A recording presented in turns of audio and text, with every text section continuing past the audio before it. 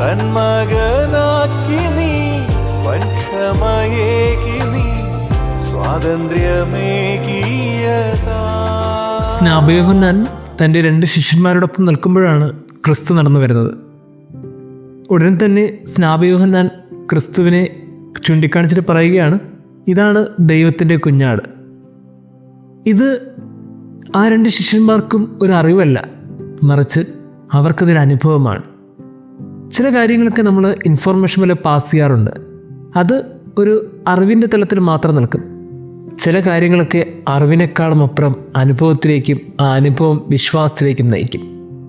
ഈ 2 ശിഷ്യന്മാർക്കും ആ നിമിഷമുണ്ടായത് അറിവല്ല, മറിച്ച് അനുഭവമാണ്.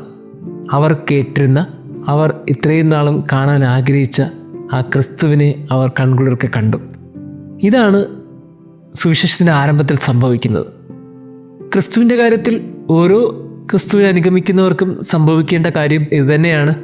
നമ്മളൊക്കെ അറിവിൽ നിന്ന് അനുഭവത്തിലേക്ക് എത്തിച്ചേരണം.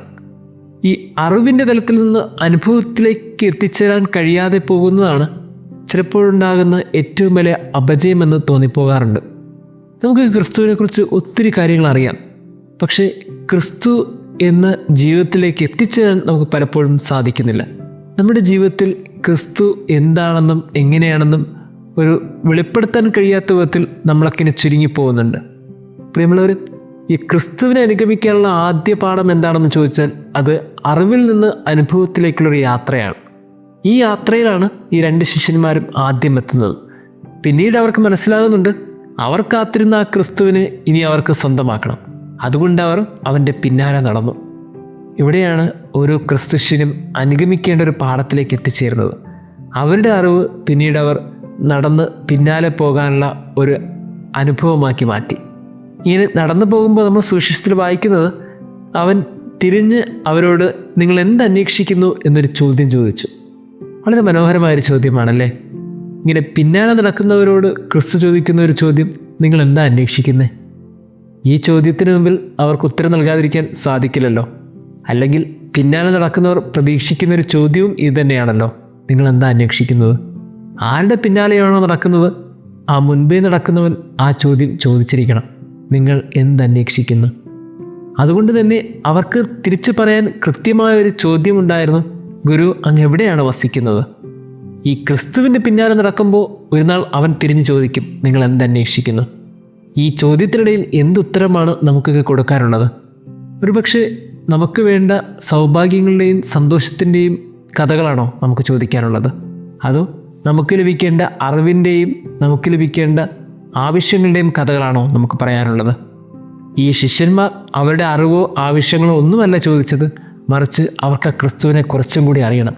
അതുകൊണ്ട് അവർ ചോദിച്ചു, അങ്ങ് എവിടെയാണ് വസിക്കുന്നത്? പ്രിയമുള്ളവരെ, ചിലപ്പോഴൊക്കെ ക്രിസ്തു നമ്മളോടും ചോദിക്കുന്നുണ്ട്, നിങ്ങൾ എന്താ അന്വേഷിക്കണേ? ഈ ചോദ്യത്തിന് മുമ്പിൽ ഉത്തരം കൊടുക്കാൻ നമ്മളെല്ലാവരും ബാധ്യസ്ഥരാണ്. നമ്മൾ എന്താ അന്വേഷിച്ചുകൊണ്ടിരിക്കുന്നത്? ഈ ക്രിസ്തുവിൻ്റെ പിന്നാലെ പോകുമ്പോൾ നമുക്ക് എന്താണ് അവരോട് ചോദിക്കാനുള്ളത്? പ്രിയമുള്ളവരെ, വെറുതെ ഒരു ആവശ്യത്തിൻ്റെ ക്രിസ്തുവിൻ്റെ പിന്നാലെ പോകുമ്പോൾ അതൊന്നും ഒരിക്കലും ക്രിസ്തു എന്ന ജീവിതത്തിലേക്ക് നമ്മൾ അടുപ്പിക്കില്ല. പിന്നാലെ നടക്കുന്നവരെല്ലാം അവൻ്റെ ക്രിസ്തു പറഞ്ഞു വന്ന് കാണുക. കുറച്ചുകൂടി ആ ക്ഷണം ഇപ്പോൾ അവൻ്റെ അറിവോടുകൂടിയാണ്. മുമ്പ് അവരോട് ചോദിക്കാതെയുള്ള പിന്നാലെയുള്ള അനുഗമനമാണെങ്കിൽ ഇപ്പോൾ അവൻ്റെ അറിവോടുകൂടി അവൻ്റെ തോളോട് തോള് ചേർന്ന് നടക്കുവാനുള്ളൊരു അനുഗമനമാണ്. അങ്ങനെ അവർ നടന്നു. അവർ ക്രിസ്തുവിനെ കൂടുതൽ മനസ്സിലാക്കി. സ്നേഹമുള്ളവരെ, അറിവിൽ നിന്ന് അനുഭവത്തിലേക്ക് പ്രവേശിച്ചവരൊക്കെ ഇനി ക്രിസ്തുവിന് മുമ്പിൽ കണ്ടുമുട്ടുന്നൊരു നിമിഷമുണ്ടാകും. അതാണ് ജീവിതത്തിൻ്റെ ഓരോ നിമിഷവും. സഹനങ്ങളും വേദനകളും ആവശ്യങ്ങളും ഒക്കെ ഉണ്ടാകുമ്പോൾ ക്രിസ്തു നമ്മളോട് ചോദിക്കും, നിങ്ങൾ എന്താ അന്വേഷിക്കണേ? അപ്പോഴൊക്കെ നമുക്കും പറയാൻ കഴിയണം, കർത്താവേ, പ്രത്യേകിച്ചൊന്നുമല്ല, നിന്നെ കുറച്ചും കൂടി അറിയണം. ആ അറിവ് തന്നെ ഞങ്ങളെ കുറച്ചും കൂടി അനുഭവത്തിലേക്ക് നയിക്കും.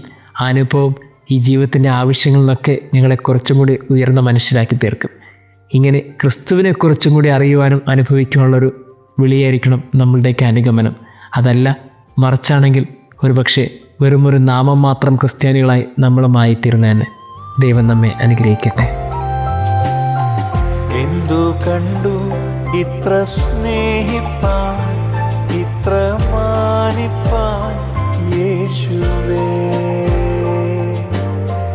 യോഗ്യനല്ല ഇതു പ്രാപിപ്പാൻ, ഇതു കൃപയതാൻ യേശുവേ.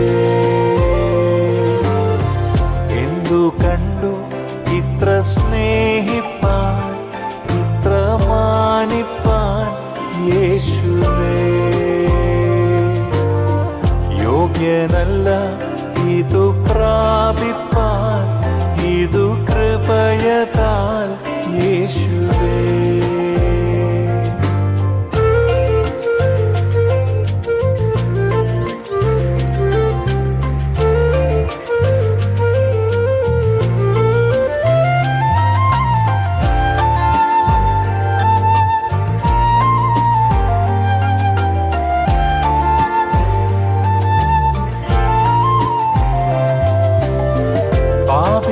പാപിയായിരുന്നൊരു കാലത്തും അഭക്തനായൊരു നാളിലും, പാപിയായിരുന്നൊരു കാലത്തും അഭക്തനായൊരു നാളിലും, ക്രൂശിനു ശത്രുവായി ജീവിച്ച നാളിലും നീ എന്നെ സ്നേഹിച്ചല്ലോ. ക്രൂശിനു ശത്രുവായി ജീവിച്ച നാളിലും നീ എന്നെ സ്നേഹിച്ചല്ലോ. എന്തു കണ്ടു ഇത്ര സ്നേഹിപ്പാൻ, ഇത്ര മാനിപ്പാൻ യേശുവേ. യോഗ്യനല്ല ഇതു പ്രാപിപ്പാൻ, ഇതു കൃപയതാൻ യേശുവേ.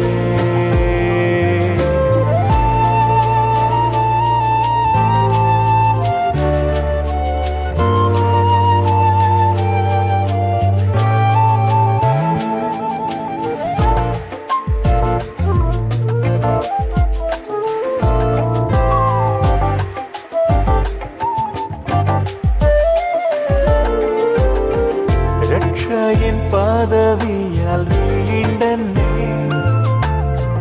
ആത്മാവിൻ ദാനത്തെ നൽകി നീ. രക്ഷയിൻ പദവിയാൽ വീണ്ടെന്നെ ആത്മാവിൻ ദാനത്തെ നൽകി നീ. തന്മകനാക്കി നീ വൻക്ഷമയേകി നീ സ്വാതന്ത്ര്യമേകിയതാ. തന്മകനാക്കി നീ വൻക്ഷമയേകി നീ സ്വാതന്ത്ര്യമേകിയതാ. എന്തു കണ്ടു ഇത്ര സ്നേഹിപ്പാൻ, ഇത്ര മാനിപ്പാൻ യേശുവേ.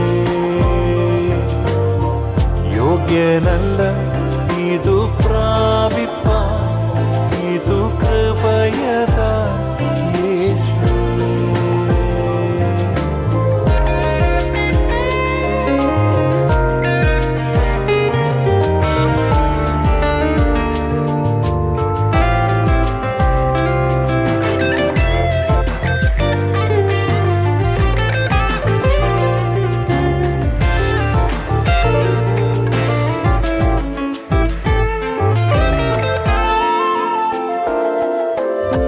സ്വർഗീയ നാടവകാശമാ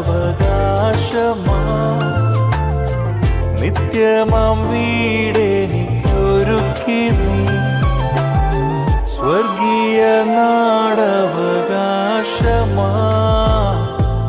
നിത്യമാം വീടെനിക്കൊരുക്കി നീ.